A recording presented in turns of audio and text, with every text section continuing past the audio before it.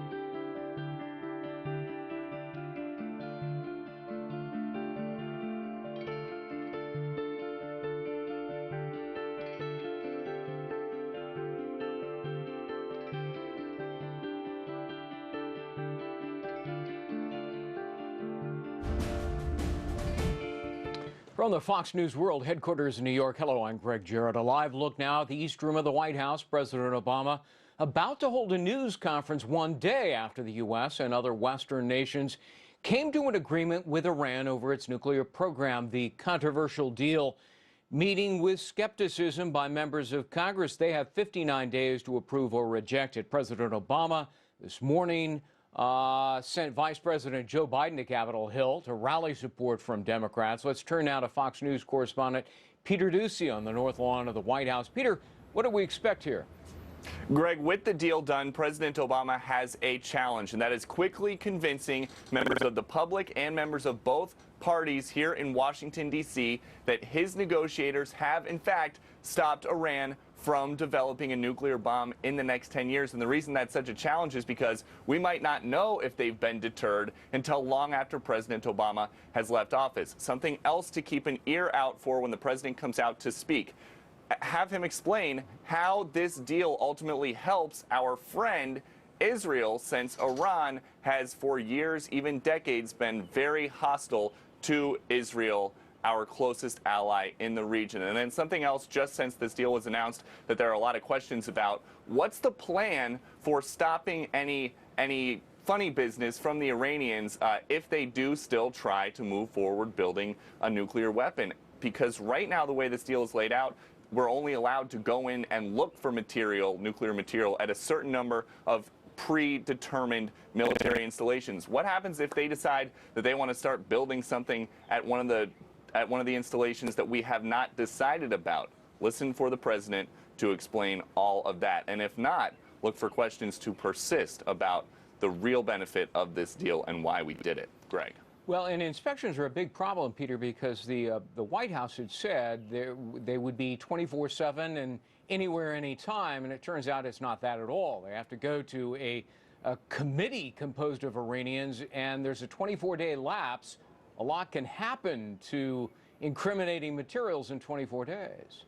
That's right. And President Obama, in an interview that was posted to the New York Times website a little bit earlier today, is saying that the way he understands it, you would still be able to tell 24 days later if nuclear material had been handled, if it was in the soil, because it's so hard to eliminate every single trace of nuclear material. But that's a big concern, and that's why prominent Democrats like Senator Bob Menendez and prominent Republicans like Senator John McCain and Speaker of the House John Boehner are very concerned about this. And remember, it is up to Congress to ultimately approve this deal. All right, Greg. Here is President Obama. Let's listen. Good afternoon, everybody. Yesterday was a historic day. The comprehensive long-term deal that we achieved with our allies and partners to prevent Iran from obtaining a nuclear weapon represents a powerful display of American leadership and diplomacy. It shows what we can accomplish when we lead from a position of strength and a position of principle, when we unite the international community around a shared vision, and we resolve to solve problems peacefully. As I said yesterday, it's important for the American people and Congress to get a full opportunity to review this deal. That process is now underway. I've already reached out to leaders in Congress on both sides of the aisle. My national security team has begun offering extensive briefings. I expect the debate to be robust, and that's how it should be. This is an important issue. Our national security policies are stronger and more effective when they are subject to the scrutiny and transparency that democracy demands. And as I said yesterday, the details of this deal matter very much. That's why our team worked so hard for so long to get the details right. At the same time, as this debate unfolds, I hope we don't lose sight of the larger picture, the opportunity that this agreement represents.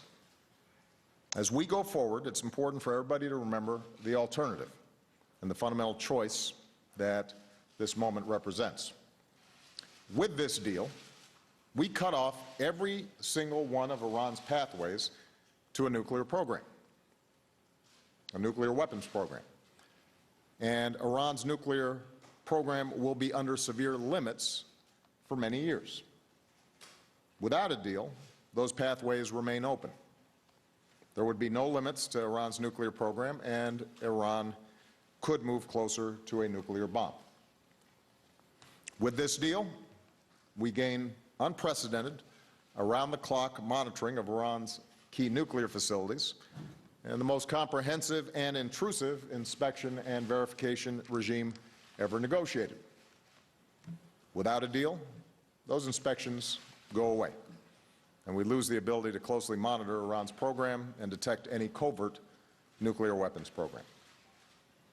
With this deal, if Iran violates its commitments, there will be real consequences. Nuclear-related sanctions that have helped to cripple the Iranian economy will snap back into place. Without a deal, the international sanctions regime will unravel, with little ability to reimpose them. With this deal, we have the possibility of peacefully resolving a major threat to regional and international security. Without a deal, we risk even more war in the Middle East, and other countries in the region would feel compelled to pursue their own nuclear programs, threatening a nuclear arms race in the most volatile region in the world. As I said yesterday, even with this deal, we will continue to have profound differences with Iran. Its support of terrorism, its use of proxies to destabilize parts of the Middle East. Therefore, the multilateral arms embargo on Iran will remain in place for an additional 5 years, and restrictions on ballistic missile technology will remain for 8 years. In addition, the United States will maintain our own sanctions related to Iran's support for terrorism, its ballistic missile program, its human rights violations, and will continue our unprecedented security cooperation with Israel and continue to deepen our partnerships with the Gulf states. But the bottom line is this. This nuclear deal meets the national security interests of the United States and our allies. It prevents the most serious threat, Iran obtaining a nuclear weapon, which would only make the other problems that Iran may cause even worse. That's why this deal makes our country and the world safer and more secure. It's why the alternative, no limits on Iran's nuclear program, no inspections, an Iran that's closer to a nuclear weapon, the risk of regional nuclear arms race, and a greater risk of war, all that would endanger our security. That's the choice that we face. If we don't choose wisely, I believe future generations will judge us harshly for letting this moment slip away. And no one suggests that this deal resolves all the threats that Iran poses to its neighbors or the world. Moreover, realizing the promise of this deal will require many years of implementation and hard work. It will require vigilance and execution. But this deal is our best means of assuring that Iran does not get a nuclear weapon. And from the start, that has been my number one priority, our number one priority. We've got a historic chance to pursue a safer and more secure world, an opportunity that may not come again in our lifetimes. As President and as Commander-in-Chief, I am determined to seize that opportunity. So with that, I'm going to take some questions, and let me see who I'm starting off with.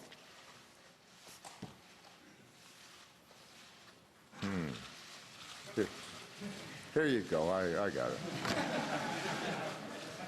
Andrew Beatty, AFP. Thank you, Mr. President.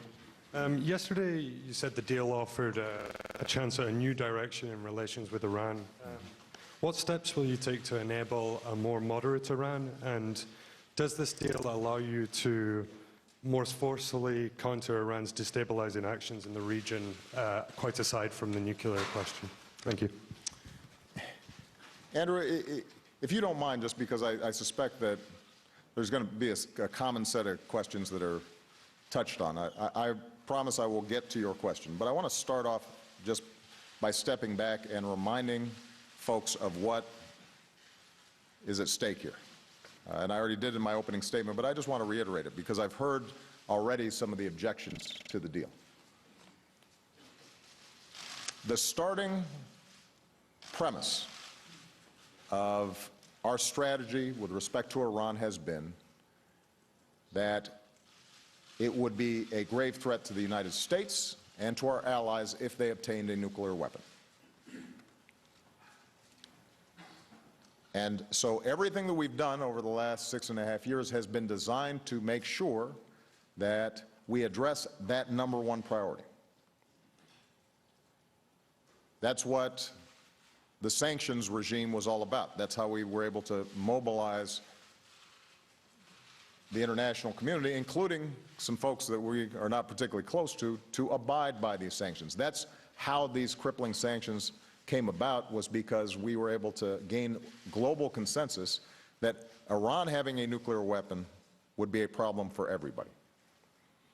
That's the reason that Iran's accounts got frozen and they were not able to get money for the oil sales that they've made. That's the reason that they had problems operating with respect to international commerce, because we built that international consensus around this very specific, narrow but profound issue: the possibility of Iran getting a nuclear weapon. And by the way, that was not simply my priority.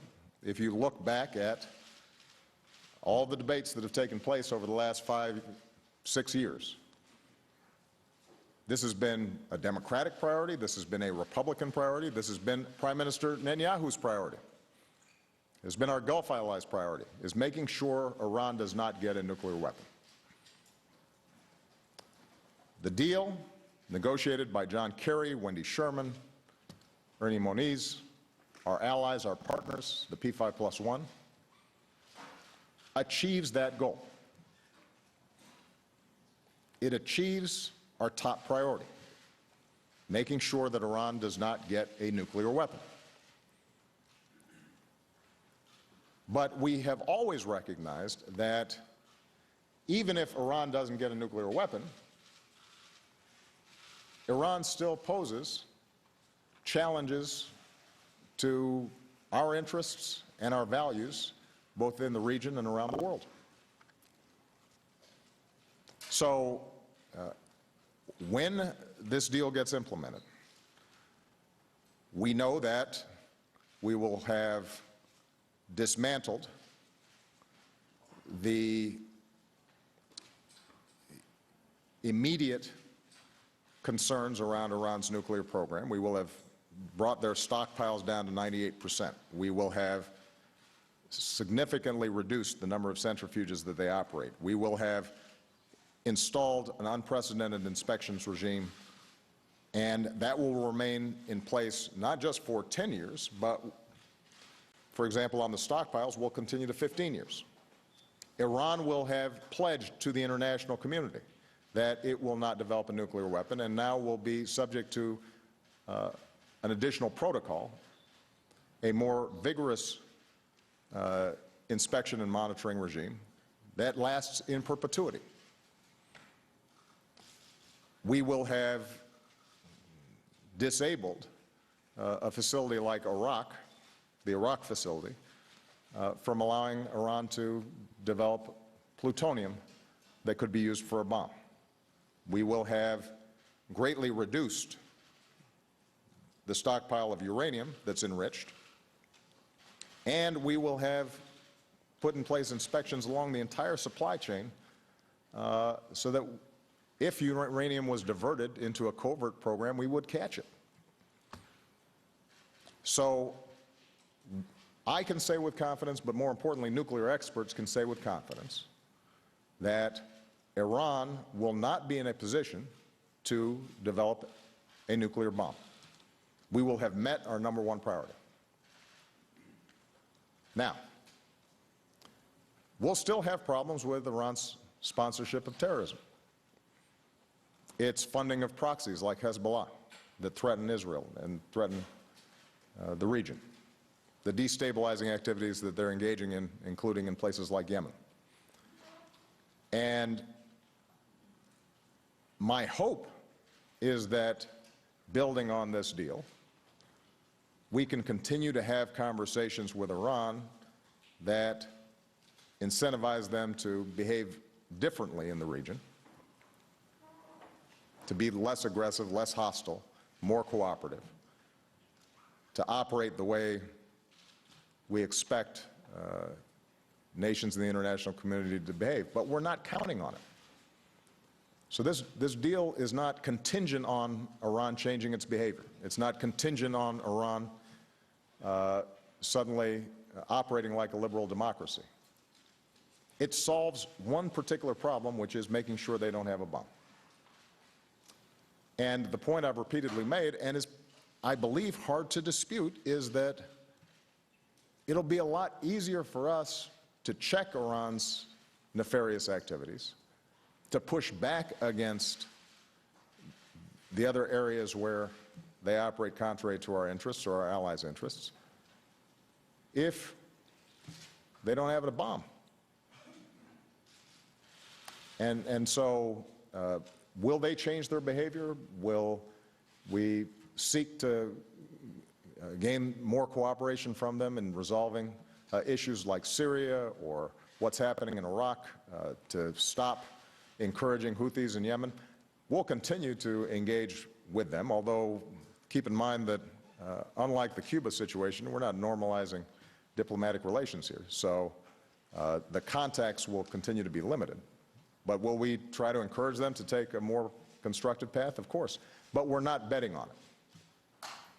And in fact, having resolved the nuclear issue, we will be in a stronger position to work with Israel, work with the Gulf countries, work with our other partners, work with the Europeans, to bring additional pressure to bear on Iran around those issues that remain of concern.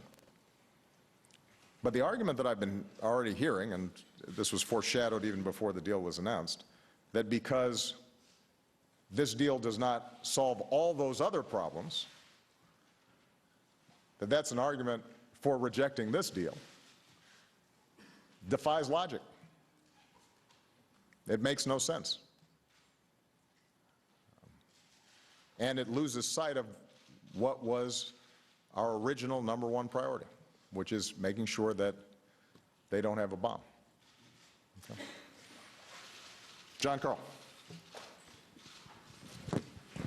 Mr. President, does it give you any pause to see this deal praised by Syrian dictator Assad as a great victory for Iran, or praised by those in Tehran who still shout death to America, and yet our closest ally in the Middle East calls it a mistake of historic proportions? And here in Congress, it looks like a large majority will vote to reject this deal. I know you can veto that rejection, but do you have any concerns about seeing a majority of the people's representatives in Congress saying that this is a bad deal?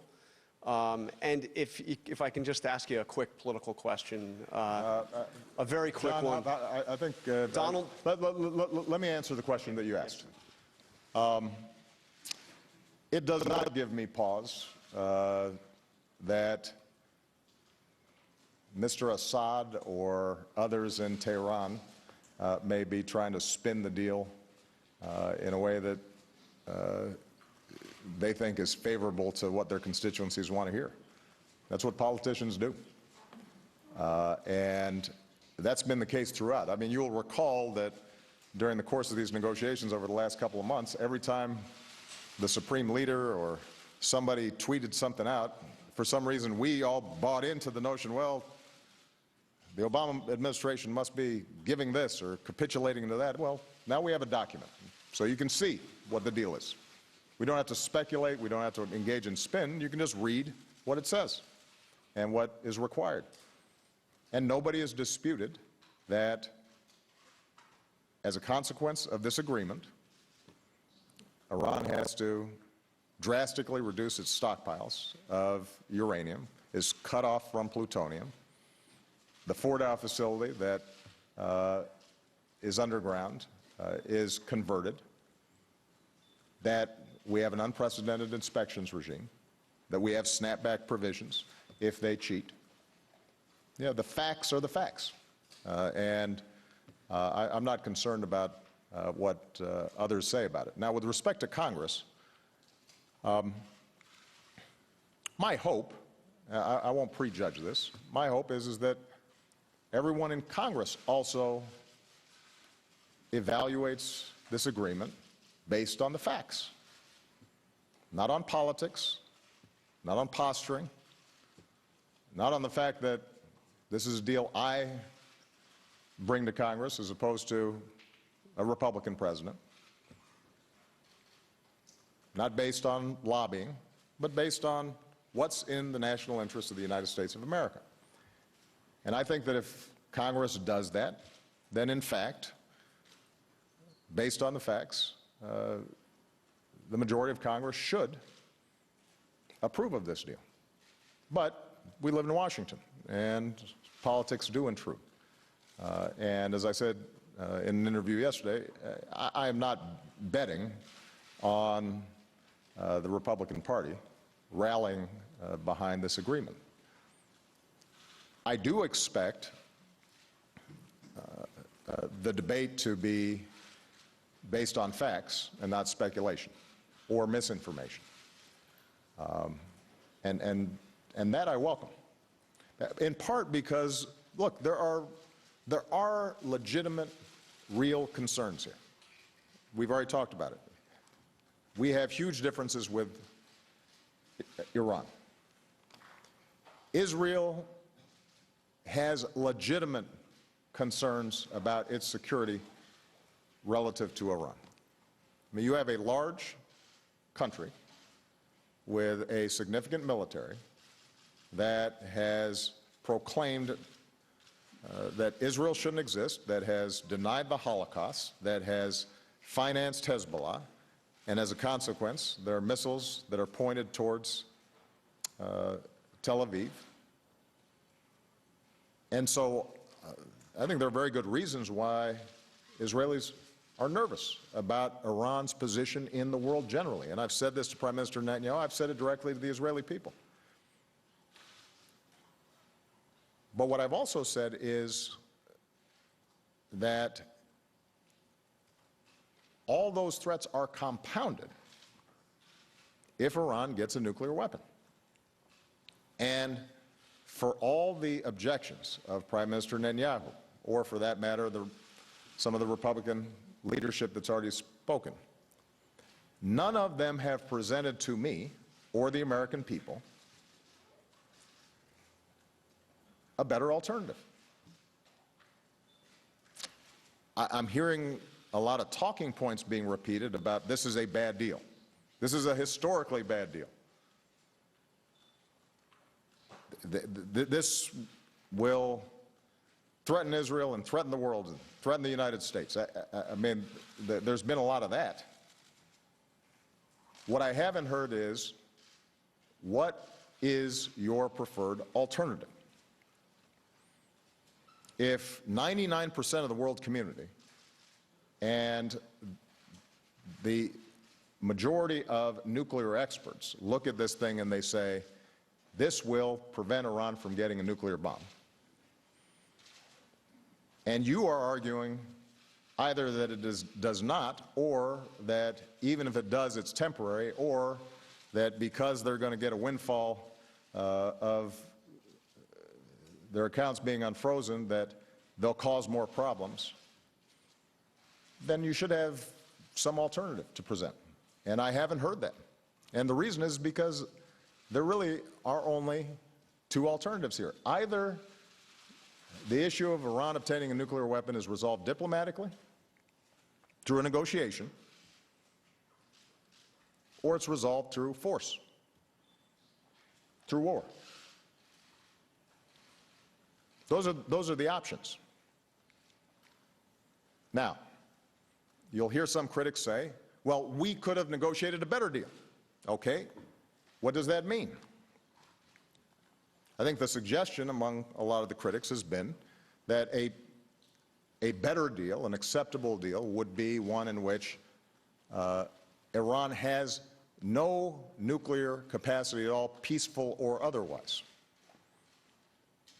The problem with that position is that there is nobody who thinks that Iran would or could ever accept that, and the international community does not take the view that Iran can't have a peaceful nuclear program. They agree with us that Iran cannot have a nuclear weapon. And so we don't have diplomatic leverage to eliminate every vestige of a peaceful nuclear program in Iran, what we do have the leverage to do is to make sure they don't have a weapon. That's exactly what we've done.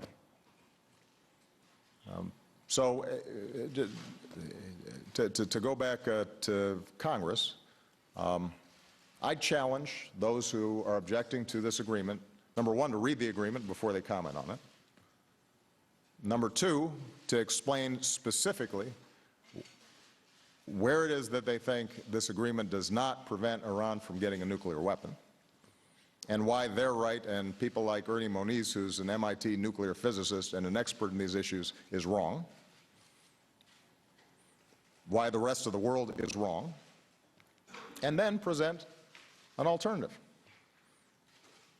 And if the alternative is that Iran to heal through military force, then those critics should say so. And that will be an honest debate. All right. Mr. President, if I can, Prime Minister Netanyahu said that you have a situation where Iran can delay 24 days before giving access to military facilities. I'm happy to. That's a good example. So let's take the issue. This has been, I think, swirling today, the notion that this is insufficient in terms of inspections. Now, keep in mind, first of all, that we'll have 24/7 inspections of declared nuclear facilities. Fordow, Natanz, Arak, their uranium mines, facilities that are known to produce centrifuges, parts. That entire infrastructure that we know about, we will have sophisticated 24/7 monitoring of those facilities. Okay? So then the issue is, what if they try to develop a covert program? Now, one of the advantages of having inspections across the entire production chain is that it makes it very difficult to set up a covert program. You know, there are only so many uranium mines in Iran, and if, in fact, we're counting the amount of uranium that's being mined and suddenly some's missing on the back end, they got some splaining to do. So we're able to track what's happening along the existing facilities to make sure that there is not diversion into a covert program. But let's say that Iran is so determined that it now wants to operate covertly. The IAEA, the international organization charged with implementing the Non-Proliferation Treaty and monitoring nuclear activities in countries around the world, the IAEA will have the ability to say, that undeclared site we're concerned about. We see something suspicious. And they will be able to say to Iran, we want to go inspect that. Now, if Iran objects, we can override it. In the agreement, we've set it up so we can override Iran's objection. And we don't need Russia or China in order for us to get that override. And if they continue to object, we're in a position to snap back sanctions and declare that Iran's in violation and cheating. As for the fact that it may take 24 days to finally get access to the site, the nature of nuclear programs and facilities is such, this is not something you hide in a closet. This is not something you put on a dolly and kind of wheel off somewhere. And by the way, if we identify an undeclared site that we're suspicious about, we're going to be keeping eyes on it. So we're going to be monitoring what the activity is, and that's going to be something that will be evidence if we think that some funny business was going on there, that we can then present to the international community. So we'll be monitoring that entire time. And, by the way, if there is nuclear material on that site, you know, your high school physics will remind us that that leaves a trace. And so we'll know that, in fact, there was a violation of the agreement. So the point is, Jonathan, that this is the most vigorous inspection and verification regime by far that has ever been negotiated. Is it possible that Iran decides to try to cheat despite having this entire inspection and verification mechanism? It's possible. But if it does, first of all, we've built in a one-year breakout time, which gives us a year to respond forcefully. And we've built in a snapback provision so we don't have to go through lengthy negotiations with the UN to put the sanctions right back in place. And so really the only argument you can make against the verification and inspection mechanism that we've put forward is that Iran is so intent on obtaining a nuclear weapon that no inspection regime and no verification mechanism would be sufficient, because they'd find some way to get around it because they're untrustworthy. And if that's your view, then we go back to the choice that you have to make earlier. That means, presumably, that you can't negotiate. And what you're really saying is that you've got to apply military force to guarantee that they don't have a nuclear program. And if somebody wants to make that debate, whether it's the Republican leadership or Prime Minister Netanyahu or the Israeli ambassador or others, they're free to make it, but it's not persuasive. Carol Lee.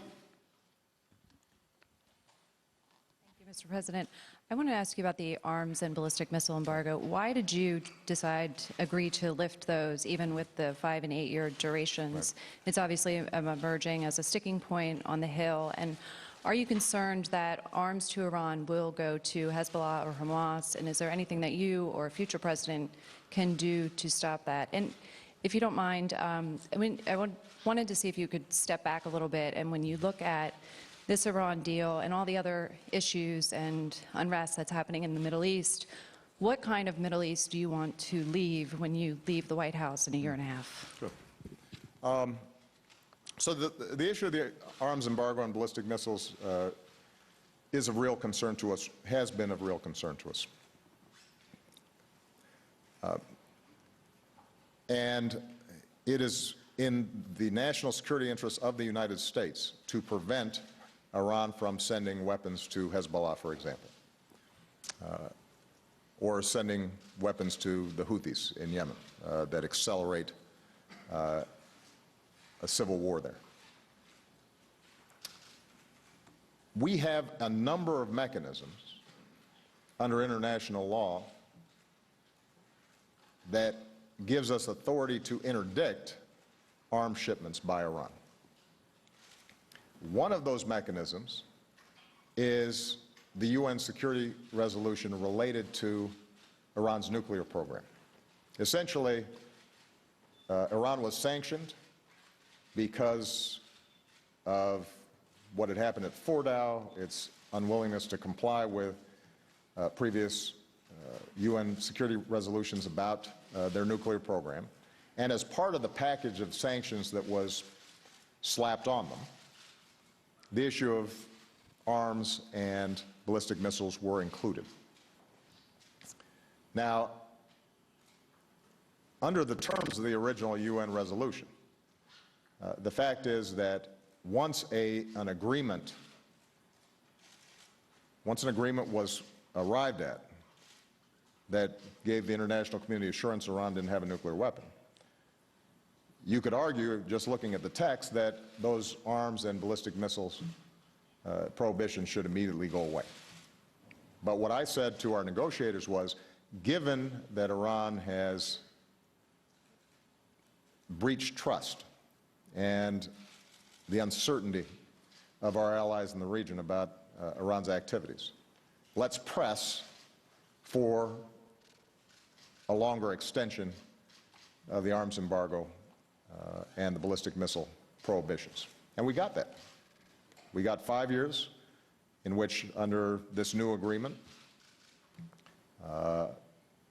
arms coming in and out of Iran are prohibited. and we got 8 years with respect to ballistic missiles. But part of the reason why we were willing to extend it only for 5, let's say, as opposed to a longer period of time, is because we have other UN resolutions that prohibit arms sales by Iran to organizations like Hezbollah. We have other UN resolutions and multilateral agreements that give us authority to interdict arms shipments from Iran throughout the region. And so we've had belts and suspenders and buttons, a whole bunch of different legal authorities. These legal authorities under the nuclear program may lapse after 5 or 8 years, but we'll still be in possession of other legal authorities that allow us to interdict those arms. And truthfully, these prohibitions are not self-enforcing. It's not like the UN has the capacity to police what Iran is doing. What it does is it gives us authority under international law to prevent arms shipments from happening in concert with our allies and our partners. And the real problem, if you look at how, for example, Hezbollah got a lot of missiles that are a grave threat to Israel and many of our friends in the region, it's not because they were legal.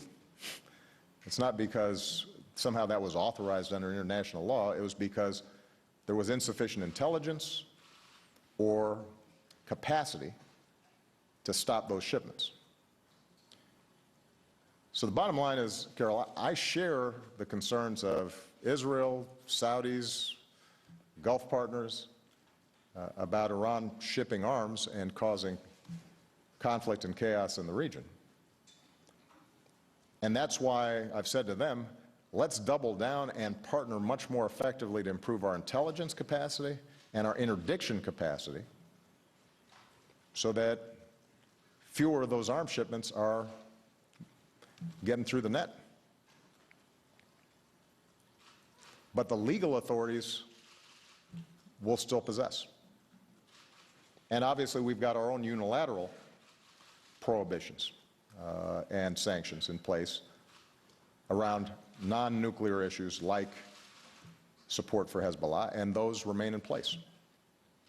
Now, in terms of the larger issues of the Middle East, obviously that's a longer discussion. I think my key goal when I turn over the keys to the president, the next president, is that we are on track to defeat ISIL,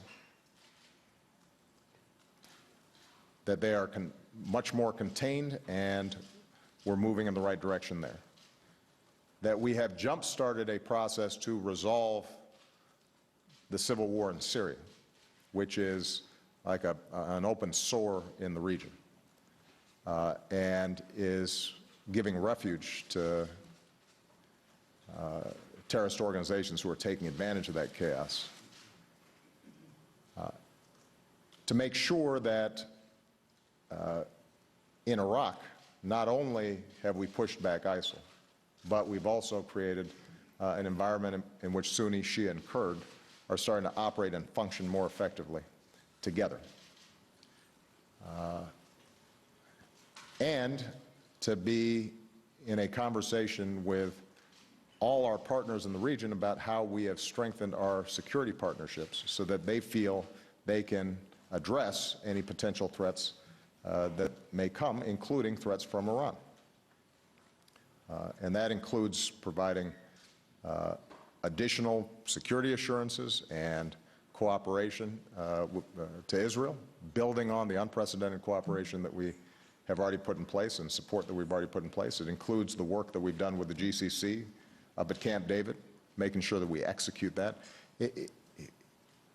If we've done those things, then the problems of the Middle East will not be solved. And ultimately, it's not the job of the President of the United States to solve every problem in the Middle East. The people of the Middle East are going to have to solve some of these problems themselves.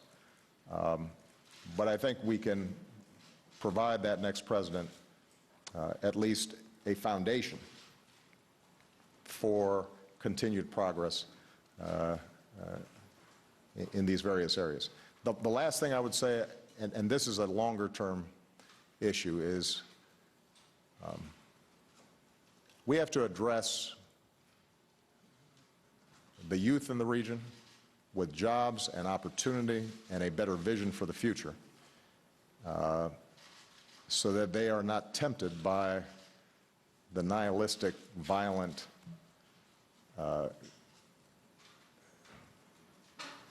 dead end that organizations like ISIL offer. Again, we can't do that entirely by ourselves, but we can partner with well-intentioned organizations, states, NGOs, religious leaders in the region. We have to do a better job of that than we've been doing so far. Okay. All right. Michael Crowley. Thank you. You alluded earlier to Iran's role in Syria. Just to focus on that for a moment. Yeah. Many analysts and some former members of your administration believe that the kind of negotiated political settlement that you say is necessary in Syria will require working directly with Iran and giving Iran an important role. Do you agree, and is that a dialogue you'll be actively seeking?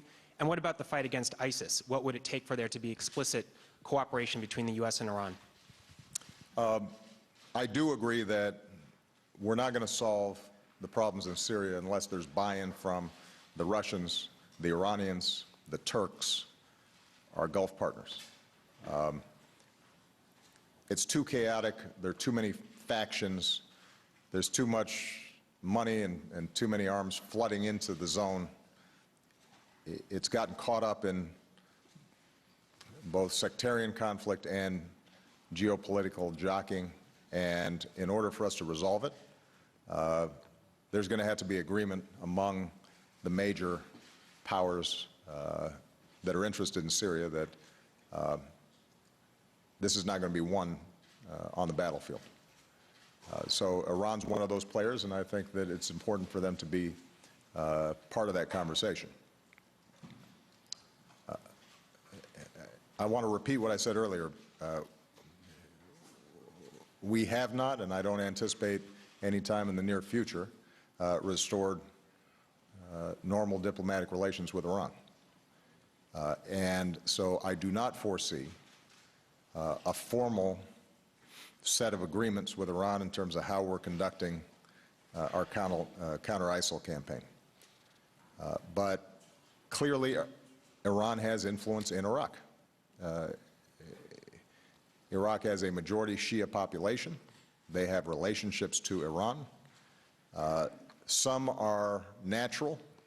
We expect somebody like Prime Minister Abadi to meet with and negotiate and work with Iran as its neighbor.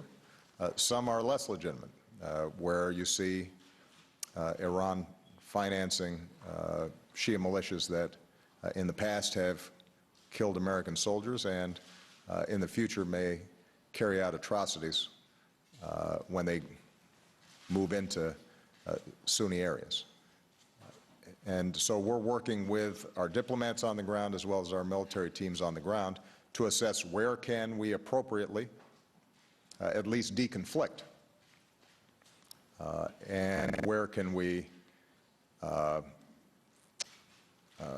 work with Prime Minister Abadi around an overall strategy for Iraq to regain its sovereignty.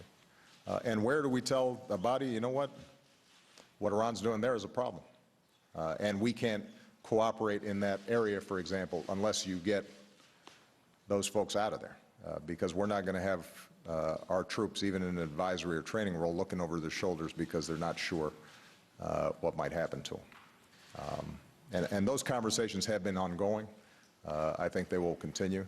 The one thing you can count on is that any work that the U.S. government does or the U.S. military does in Iraq with other partners on the ground is premised on the idea that they are reporting to under the chain of command of the Iraqi government and Iraqi security forces. If we don't have confidence that ultimately a body is directing those soldiers, then it's tough for us to have any kind of direct relationship. Okay. Major Garrett.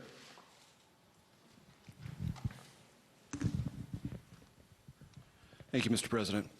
As you well know, there are 4 Americans in Iran, 3 held on trumped-up charges, according to your administration, and 1 whereabouts unknown. Can you tell the country, sir, why you are content with all the fanfare around this deal to leave the conscience of this nation and the strength of this nation unaccounted for in relation to these 4 Americans?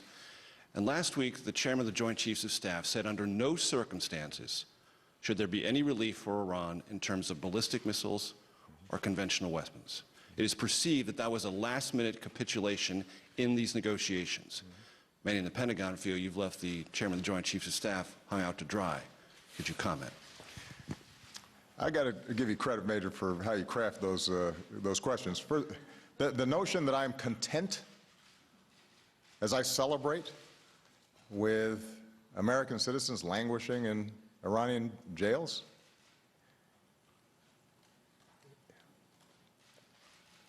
Major, that's nonsense. And you should know better. I've met with the families of some of those folks. Nobody's content. And our diplomats and our teams are working diligently to try to get them out. Now, if the question is why we did not tie the negotiations to their release, think about the logic that that creates. Suddenly Iran realizes, you know what, maybe we can get additional concessions out of the Americans by holding these individuals. Makes it much more difficult for us to walk away if Iran somehow thinks that a nuclear deal is dependent in some fashion on the nuclear deal. And by the way, if we had walked away from the nuclear deal, we'd still be pushing them just as hard to get these folks out. That's why those issues are not connected, but we are working every single day to try to get them out and won't stop until they're out and rejoined with their families. With respect to the chairman's testimony, to some degree I already answered this with Carol.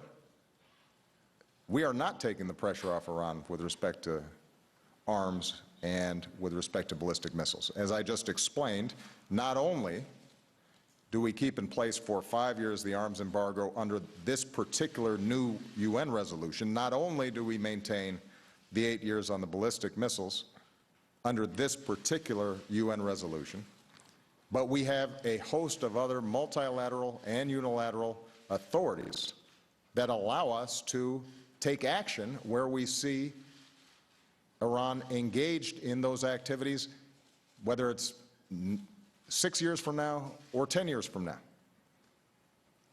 So we have not lost those legal authorities, and in fact, part of my pitch to the GCC countries, as well as to Prime Minister Netanyahu, is we should do a better job making sure that Iran's not engaged in sending arms to organizations like Hezbollah.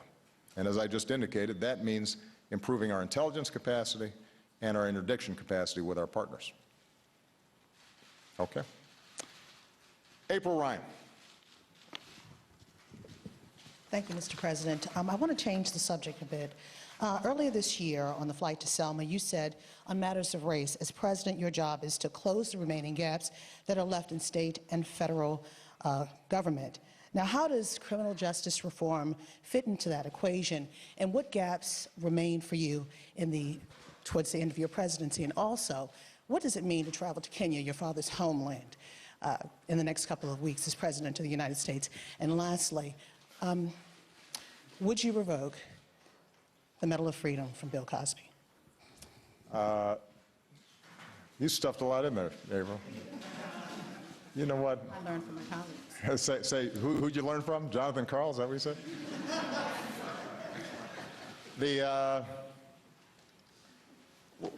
On criminal justice reform, obviously I gave a lengthy speech yesterday, but this is something that I've been thinking about a lot, been working first with Eric Holder, now with Loretta Lynch, we've been working on, along with other prosecutors of the U.S. Attorney's Office. It's an outgrowth of the task force that we put together post-Ferguson and the Garner case in New York. And I don't think that the criminal justice system is obviously the sole source of racial tension in this country, or the key institution to resolving the opportunity gap. But I think it is a part of the broader set of challenges that we face in creating a more perfect union. And the good news is that this is one of those rare issues where we've got some Republican and Democratic interest, as well as federal, state, and local interest in solving the problem. I think people recognize that there are violent criminals out there and they've got to be locked up. We've got to have tough prosecutors. We have to support our law enforcement officials. Police are in a tough job, and they are helping to keep us safe, and we are grateful and thankful to them. But what we also know is this huge spike in incarcerations is also driven by nonviolent drug offenses, where the sentencing is completely out of proportion with the crime.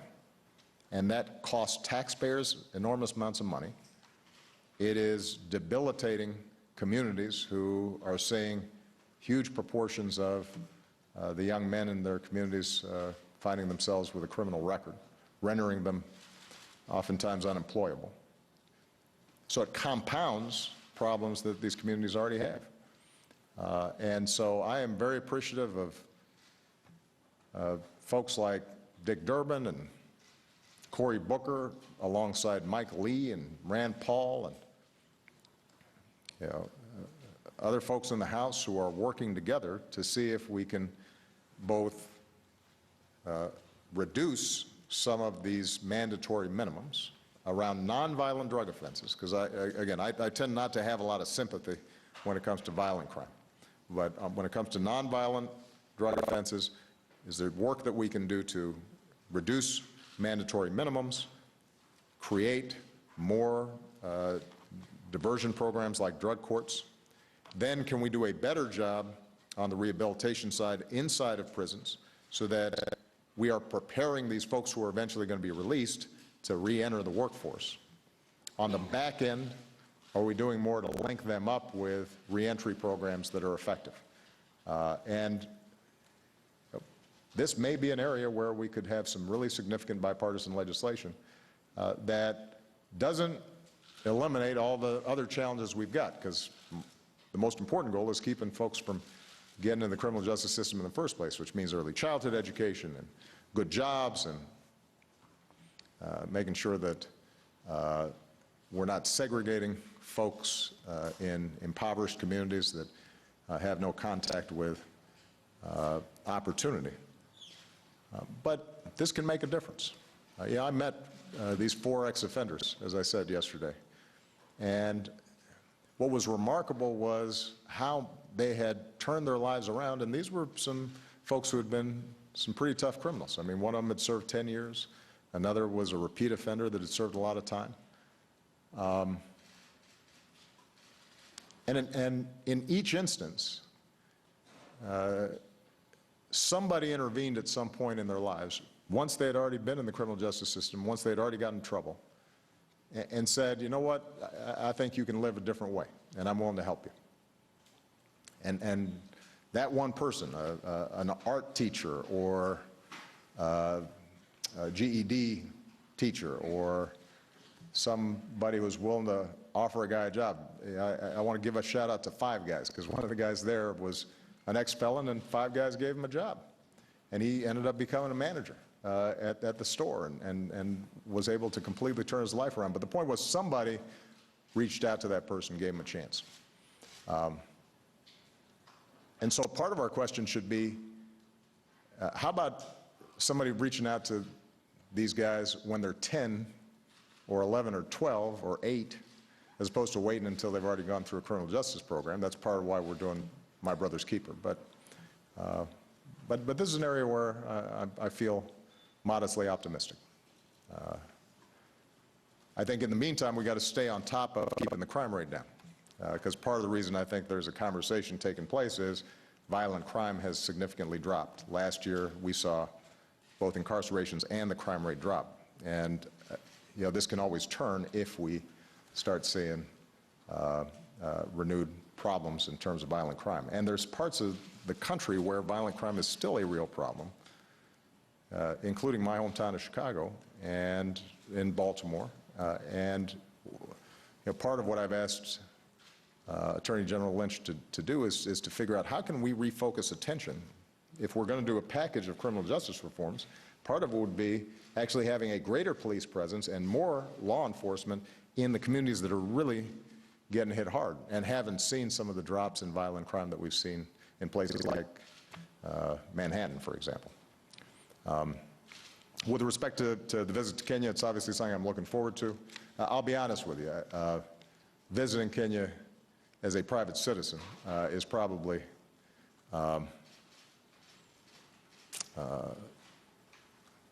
more meaningful to me than visiting as president, because I can actually get outside of a hotel room or a conference center. And just the logistics of visiting a place are always tough as president. But it's obviously symbolically important. And my hope is that we can deliver a message that the U.S. is a strong partner, not just for Kenya, but for sub-Saharan Africa generally, build on the progress that's been made around issues of health and education, focus on counterterrorism issues that are important in East Africa because of al-Shabaab and some of the tragedies that have happened inside of Kenya, and continue to encourage democracy and the reduction of corruption inside that country that sometimes has held back this incredibly gifted and blessed country. And with respect to the Medal of Freedom, there's no precedent for revoking a medal. We don't have that mechanism. And as you know, I tend to make it a policy not to comment on the specifics of cases where there might still be, if not criminal, then civil issues involved. I'll say this. If you give a woman, or a man for that matter, without his or her knowledge, a drug, and then have sex with that person without consent, that's rape.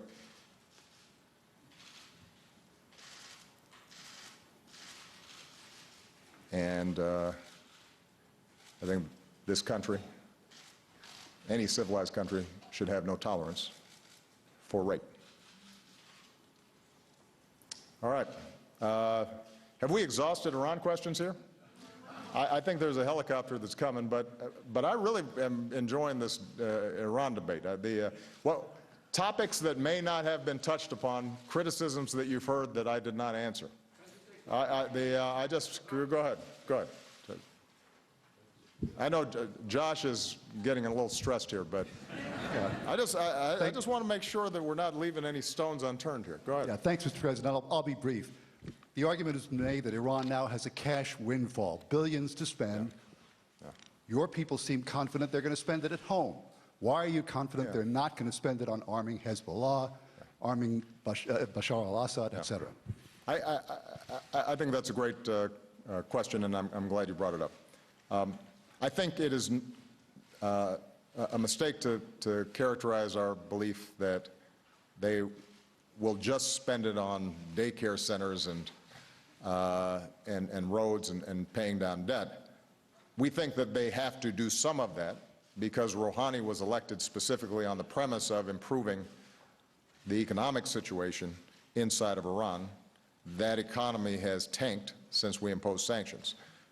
So the notion that they're just immediately going to turn over $100 billion to the IRGC or the Quds Force, I think runs contrary to all the intelligence that we've seen and the commitments that the Iranian government has made.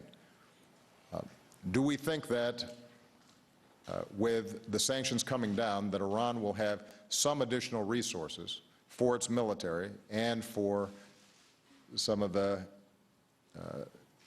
activities in the region that are a threat to us and a threat to our allies? I think that is a likelihood that they've got some additional resources. Do I think it's a game changer for them? No. They are currently supporting Hezbollah, and there is a ceiling, a pace at which they could support Hezbollah even more, particularly in the chaos that's taking place in Syria. So can they potentially try to get more assistance there? Yes. Should we put more resources into blocking them from getting that assistance to Hezbollah? Yes. Is the incremental additional money that they've got to try to destabilize the region or send to their proxies, is that more important than preventing Iran from getting a nuclear weapon? No. Right? So I think, again, this is a matter of us making a determination of what is our priority. The other problem with the argument that folks have been making about, oh, this is a windfall, and suddenly Iran's flush with cash and they're going to take over the world. And I say that not tongue-in-cheek, because if you look at some of the statements by some of our critics, you would think that Iran is in fact going to take over the world as a consequence of this deal, which I think would be news to the Iranians.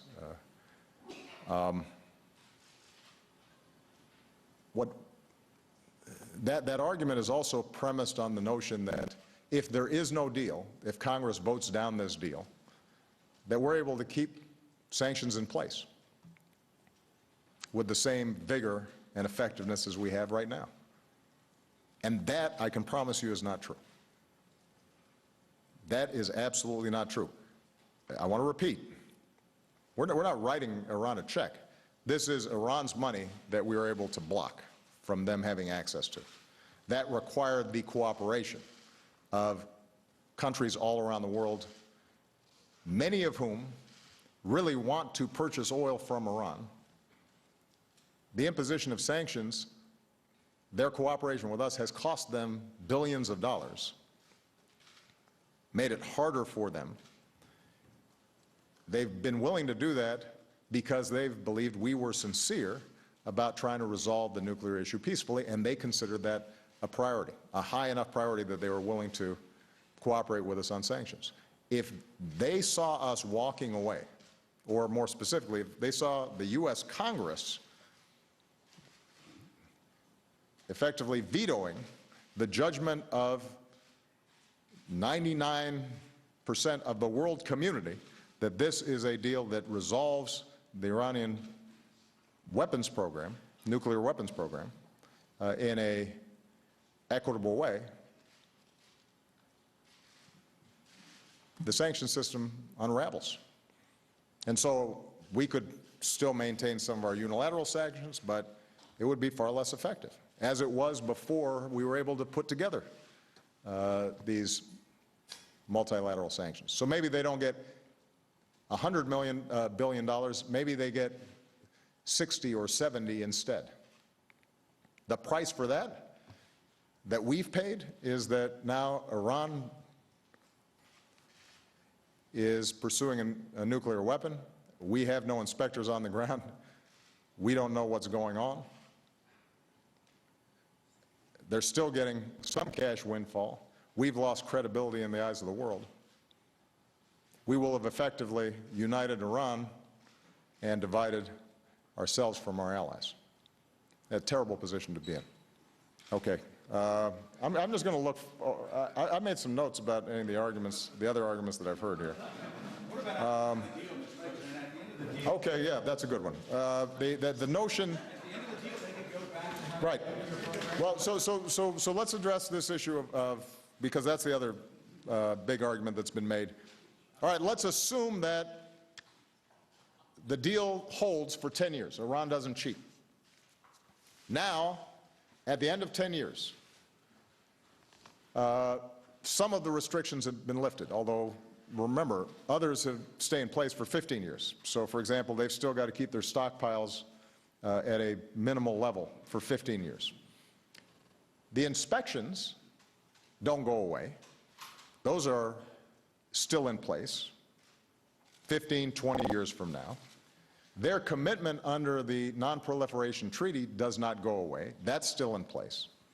The additional protocol that they have to sign up for under this deal, which requires a more extensive inspection and verification mechanism, that stays in place. So there's no scenario in which a U.S. president is not in a stronger position 12, 13, 15 years from now, if in fact Iran decided at that point they still wanted to get a nuclear weapon. Keep in mind, we will have maintained a one-year breakout time.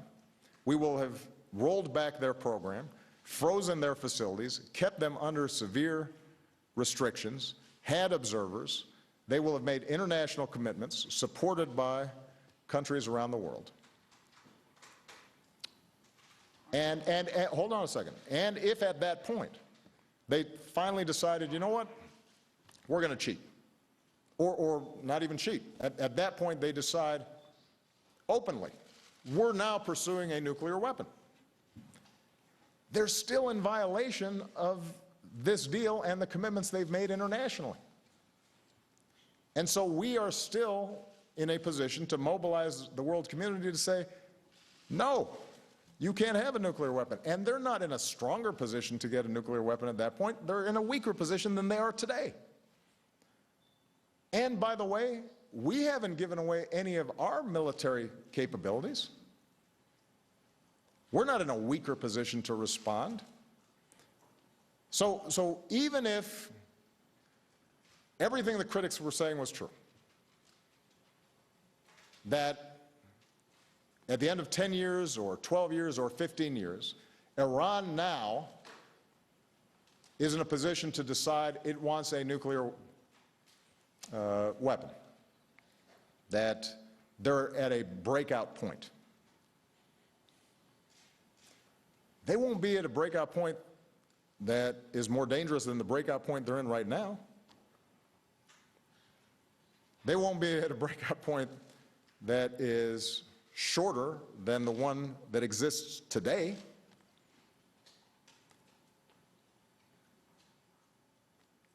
And so why wouldn't we at least make sure that for the next 10, 15 years they are not getting a nuclear weapon and we can verify it, and afterwards, if they decide, if they've changed their mind, we are then much more knowledgeable about what their capabilities are, much more knowledgeable about what their program is, and still in a position to take whatever actions we would take today.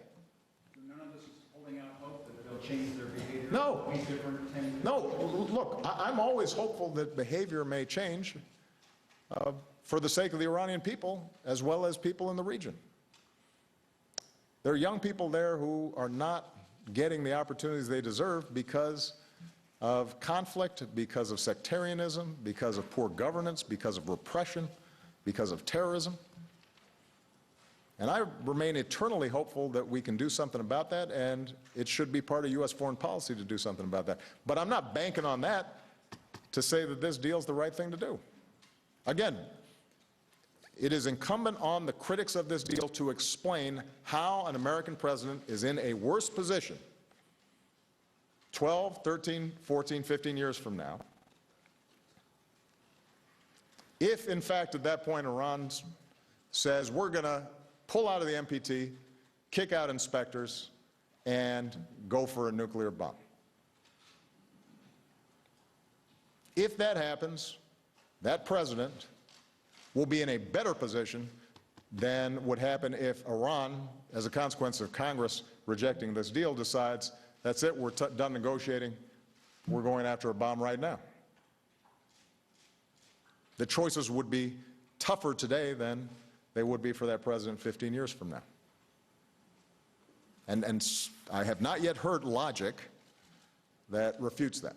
All right, I really have to go now. I think we've hit the big themes, but I promise you I will address this again. All right? I suspect this is not the last that we've heard of this debate.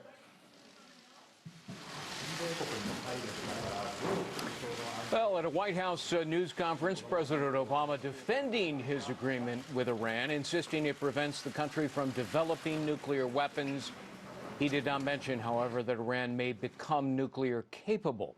He insisted the deal is sound because there will be what he referred to as vigorous inspections, though they are not the anytime, anywhere monitoring the White House wanted. He conceded his claim yesterday of 24/7 inspections would not apply to suspected covert sites. And if Iran cheats, the president said, the sanctions will then snap back into place, although by then, of course, Iran will have pocketed perhaps more than $100 billion in lifted assets. And surprisingly, Mr. Obama admitted there's a likelihood that money could go to supporting terrorism. Please stay tuned to Fox News Channel and this Fox News station for continuing coverage of this story and all the day's breaking news, and of course anytime online at foxnews.com. I'm Greg Jarrett in New York.